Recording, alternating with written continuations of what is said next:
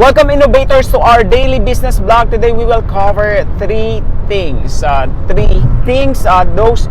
the number one is how to get the sales tax and how to report your sales tax.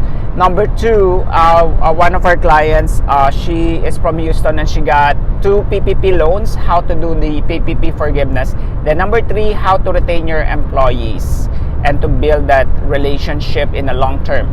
The first one is we have this client from here in Texas. She has a restaurant and she doesn't know how to report the sales tax.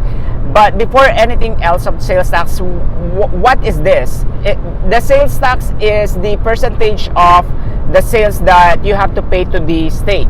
It's on the state level. Ideally, it's 8.25%. So when you have $100 of, or let's say on her case, somebody ordered her like a 100 cost of food, she has to charge 8.25, and that 8.25 goes to the state.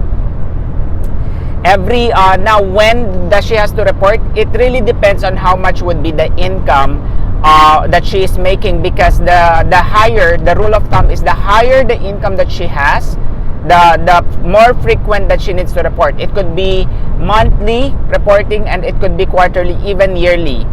That is why. Now there's a way that she does not have because whenever she buy those the things that she needs to make food, like the meat, the vegetables, styrofoam, she has to pay upfront to the Costco when she goes to Walmart or Sam's. If she purchased all of them, the 10,000, let's say, the total cost, they call it cost of goods sold, from the styrofoam of making the food with the meat, utensils, napkins, she has to pay the Sam's Club or Costco 8.25% on top of the total cost of those. So it come out to $10,825. Enable for her to save that $825 of not paying it to Costco or Sam's. What she can do, or what you guys can do, is apply for a tax exempt certificate.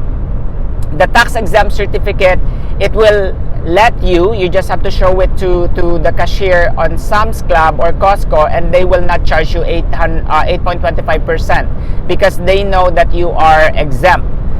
Then that is a way that it can save you budget. It can give you more budget in other expenses, because your customer will just pay that 8.25% whenever you sell the item. It's kind of complicated. That's why we're here, and then we will just contact us and we'll walk you through it. And then the second one, our client we have, she is an online e-commerce. She's an e-commerce business in Houston. She applied for 2 PPP loans. Now she got approved. She's very lucky for 2 PPPs equivalent to $20,000. Then she's asking how to apply for the forgiveness. Remember that PPP is not free until it's forgiven.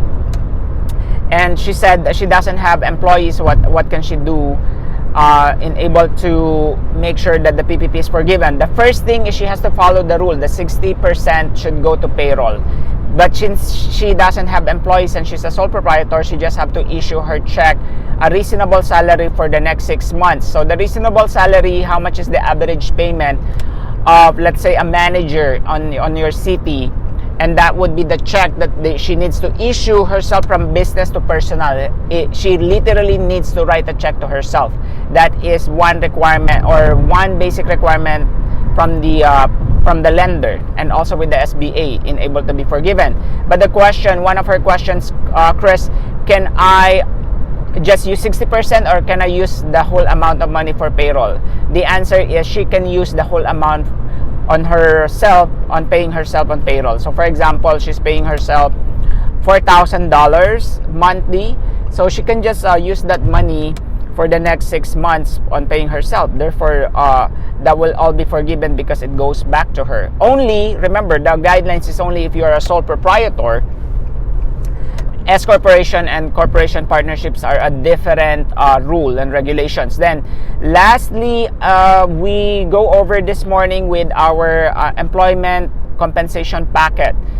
Remember that more than your customers that you are serving, as a business owner, as entrepreneur, make sure your priority are your employees, because they are your first customers, they are your clients, more than the customers that they're serving. Because the more that you take care of them, your employees, the more that they will commit to your company, then the more that they will take care of your customers. But the question is, how can you retain them? The first thing is offer more and more benefits. Focus on more benefits more than the hourly rate.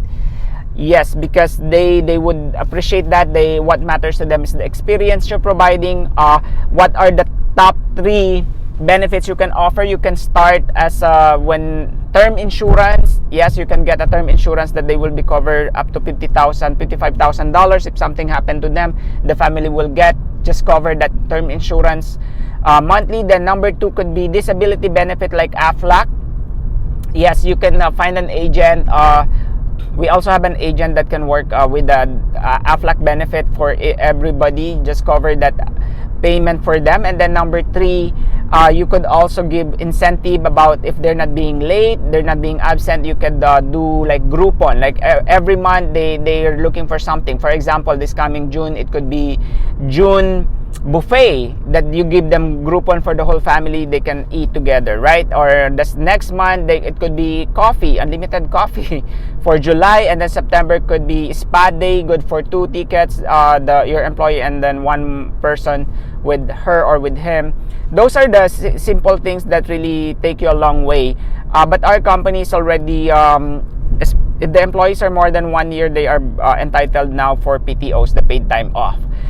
Those are the top 3 things that you can offer. I mean, the PTOs are bonus if your company can afford, because there's a lot of computation there.